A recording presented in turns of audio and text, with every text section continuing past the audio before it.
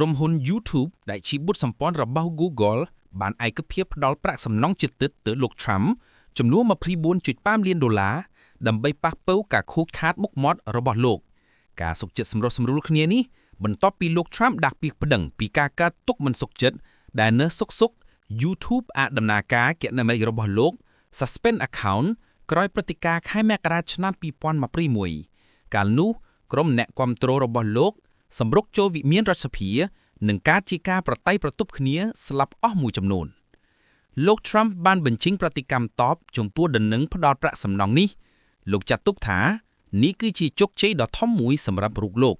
ហើយវាជាការបង្ហាញថាការប្រើប្រាស់ប្រព័ន្ធត្រួតពិនិត្យ sensor ពីសំណាក់ក្រុមហ៊ុនបច្ចេកវិទ្យាធំនឹងទទួលរងផលវិបាកដោយករណីនេះឯចឹង